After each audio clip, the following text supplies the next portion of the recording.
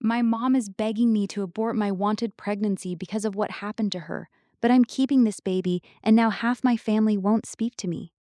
I, 28F, feel like my entire world has flipped upside down in the last 3 weeks, and I honestly don't know who to talk to anymore. My husband Jake, 30M, keeps telling me it's my body and my choice, but every time I try to feel excited about this pregnancy, my phone blows up with another message from my mom or my sister telling me I'm being selfish. We've been trying for 14 months. 14 months of negative tests, of tracking temperatures at 6 in the morning before I was even fully awake, of fights that weren't really about what they were ostensibly about, fights about whose turn it was to do dishes, fights about money, fights that were actually just grief in disguise because we didn't know how else to hold it.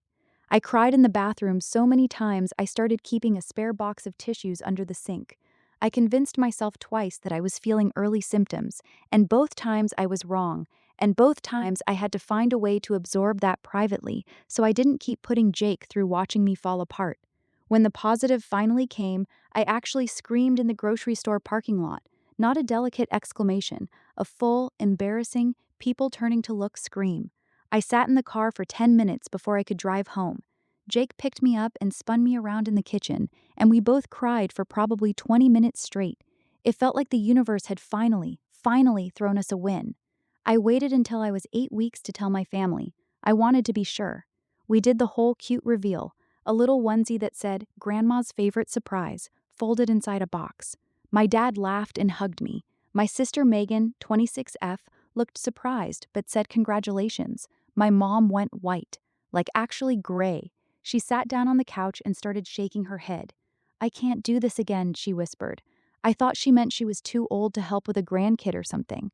Then she started talking about her pregnancy with me, how she developed severe preeclampsia at 32 weeks, how she almost stroked out, how the doctors told my dad they might lose both of us. She told the story like she was reading it off a horror movie script. I'd heard pieces of it growing up, but never the full version with all the medical details. She described the magnesium drip, the seizures, the emergency C-section while she was barely conscious. Then she looked me dead in the eyes and said, "You need to terminate. I'm begging you.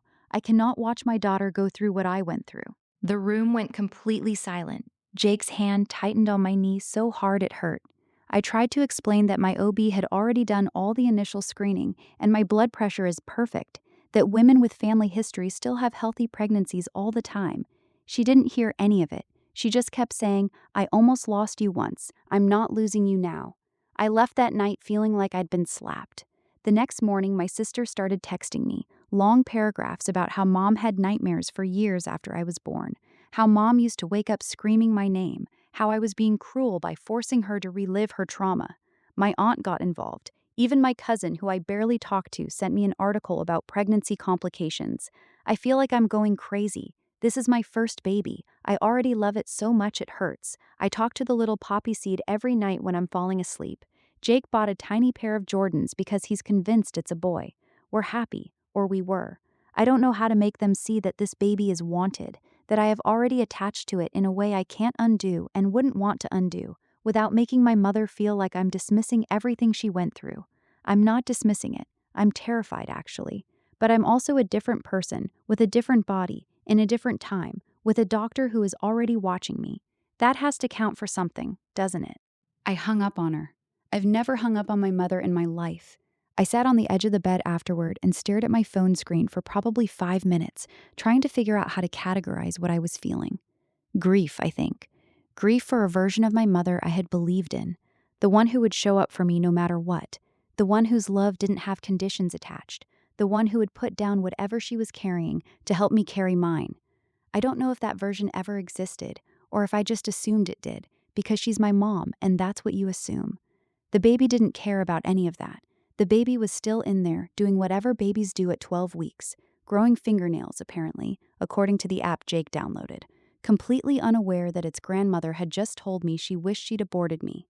Jake is furious. He wants to go over there, but I'm scared that'll make it worse.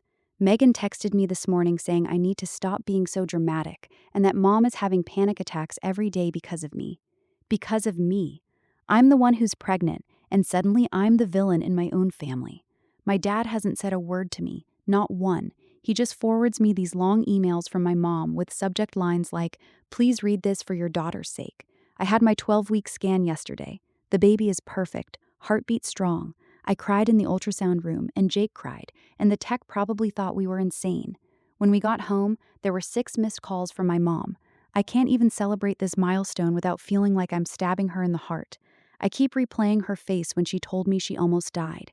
I keep replaying what she said about considering abortion. I keep trying to figure out what she was really telling me, whether she was trying to hurt me or just saying something she's been holding for 28 years that finally came out wrong. I don't know. I'm not sure it matters right now. This baby is wanted. This baby is mine. That's what I keep coming back to." Yesterday, my mom showed up at my house at 7:30 in the morning.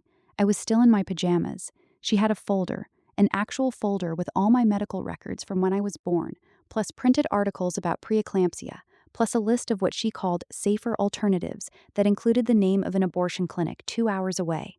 She told me she'd already called them and explained my family history, and they could see me as soon as next week. I lost it. I actually lost it. I told her she had no right to call anywhere about my body. I told her this wasn't her pregnancy. I told her if she couldn't be happy for me, she needed to stay the hell away until after the baby was born.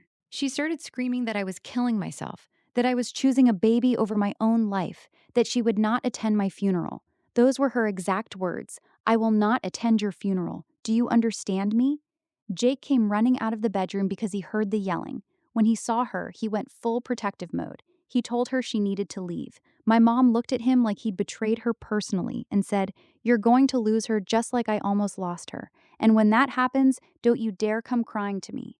Then she left the folder on the table and walked out. I threw up afterward. Not from morning sickness, just pure stress.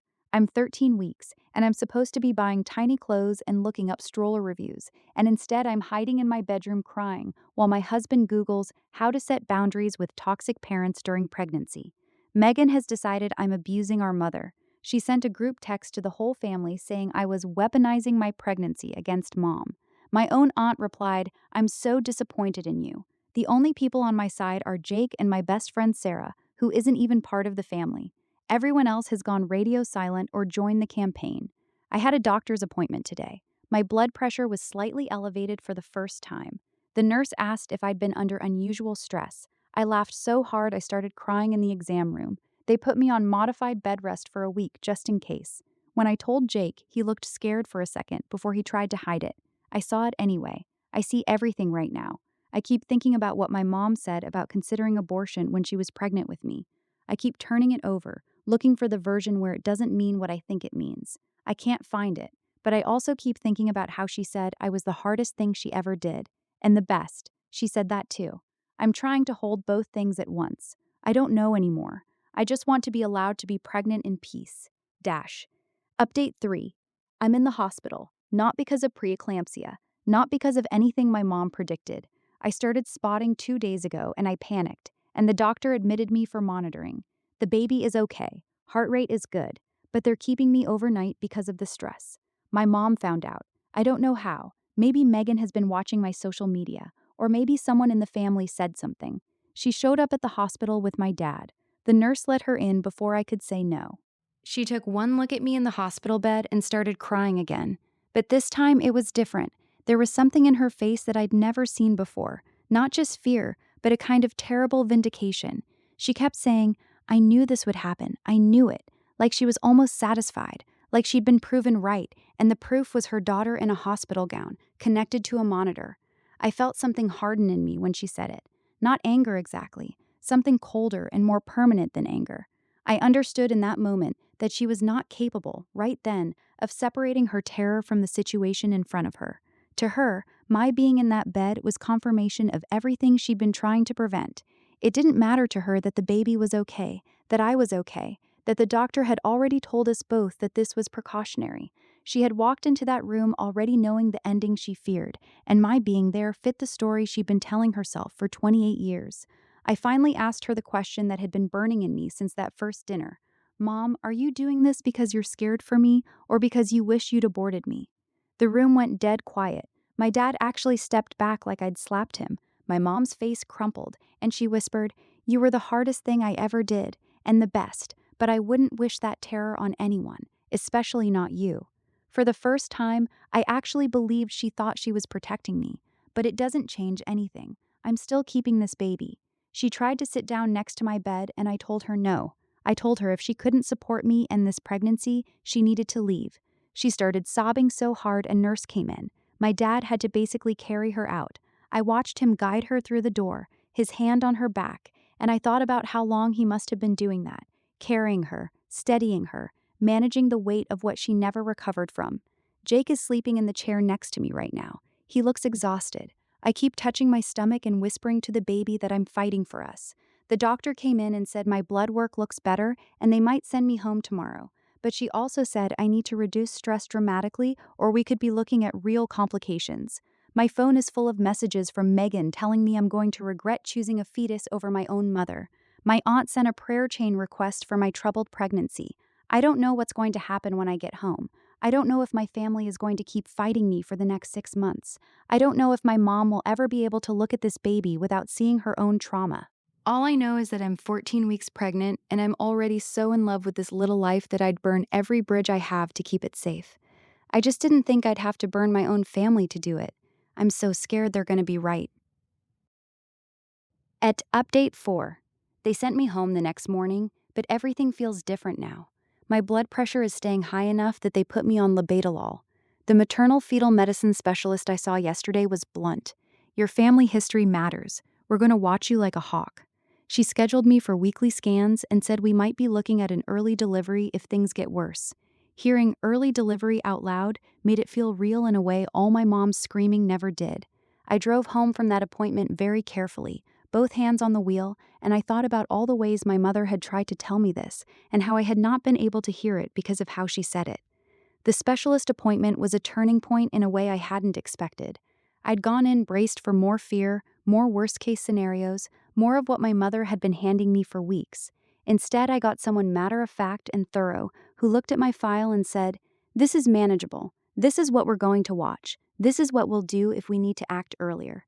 She gave me back something I hadn't realized I'd lost, which was the ability to be informed about my own body without it feeling like a death sentence. I called my dad that afternoon because I was done with the group texts and the silence. He actually answered. We sat on the phone for almost an hour while I cried in the car outside Target. He told me things I never knew. Apparently, after I was born, my mom had a full breakdown. She wouldn't let anyone touch me for weeks because she was convinced I was going to stop breathing. She had to go to a special program for moms with birth trauma. He said she still sees a therapist about it every couple months but pretends she doesn't. "She's not trying to hurt you, honey," he said. "She's trying to stop her worst nightmare from happening twice. But I told her last night she can't make this choice for you." I asked him if he thinks I'm being selfish. He was quiet for a long time and finally said, "I think you're both scared, and I don't know how to fix that." Megan found out I talked to him and left me a voicemail that was pure venom. "You're going to give her a heart attack, and then you'll have to live with that for the rest of your life.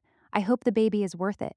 Jake made me block her number on the spot. I've never blocked my sister before. It felt like cutting off a limb. I cried about it for an hour and then got up and made dinner because the baby was hungry and I had to eat. And that's the whole job right now. Keeping going, eating enough, sleeping when I can, letting the doctors do their work. I'm 18 weeks now. We found out it's a girl. Jake held my hand so tight during the ultrasound I thought he'd break my fingers. We both cried again, the way we seem to cry at everything lately. Not from sadness, but from how much is at stake, how much we already love something that is still smaller than my hand. I keep thinking about how my mom said I was the hardest and best thing she ever did. I want that to be true for my daughter too, even if it means I have to do it without my own mother there. I'm 27 weeks pregnant and I haven't spoken to my mom or Megan in 6 weeks. The silence is weirdly peaceful and completely devastating at the same time. I didn't expect both to be true simultaneously. I thought cutting off the noise would feel like relief, and it does, but it also feels like grief, like I am mourning a version of my family that I always assumed I could count on, and discovering mid-pregnancy that I was wrong about that is its own specific kind of loss. My blood pressure actually came down once I stopped getting the daily texts. The doctors noticed. My last scan looked good. She's measuring perfectly, and they think we might make it to 37 weeks at this rate. The MFM specialist, the blunt one, who I have come to love for exactly that quality, said last week, "I want you to know you're doing everything right." I had to look at the ceiling for a second after she said that. My dad has been coming over every Sunday. He doesn't push anything about mom. He just comes and sits with us and talks about normal things. Last week, he felt the baby kick for the first time. His whole face changed. He went very still for a moment, and then he whispered, "Hi, sweetheart," to my stomach, and I had to leave the room because I started sobbing. I stood in the hallway with my back against the wall and let myself feel it. How much I wanted this, how close I had come to letting someone else's fear talk me out of it, how glad I am that I didn't. 2 days ago, I got a package in the mail. No return address, but the postmark was from her town, and I knew before I opened it. I stood at the kitchen counter for a moment with the box in my hands, trying to decide how I wanted to feel about whatever was inside. I decided I didn't have to decide in advance. I just opened it. Inside was a tiny yellow onesie and a letter from my mom. She wrote that she's still terrified, but she's been working with her therapist on it. She said she understands if I don't want her in the delivery room, but she hopes one day she can hold her granddaughter. She ended it with, "I love you both. I'm sorry I made you feel like I didn't." I read it to Jake while sitting on the nursery floor, surrounded by half-assembled crib parts and one rogue Allen wrench that had been rolling around all afternoon. He was quiet when I finished. Then he asked what I want to do. I told him I didn't know yet, which is true, and also possibly the most honest thing I've said in months. I'm not ready to let her back in without conditions. I'm not ready to trust that the person who showed up at my house with that folder and said what she said about wishing she'd aborted me, even if she was in a terrible place when she said it, is entirely behind us. But I also believe, more than I did a month ago, that she was never trying to punish me. She was trying to save me, in the only way her unhealed brain knew how. That doesn't make it okay, but it makes it human. My due date is March 12th. Part of me hopes she'll be there when I finally meet my daughter. Another part of me is ready to do it with just Jake and Sarah and my dad if I have to, and to feel completely whole doing it.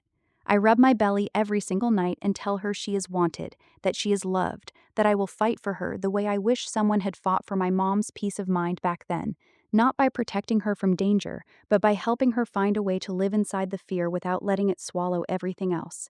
I have been thinking about that a lot lately, about what it would have meant for my mom to have been properly supported after I was born.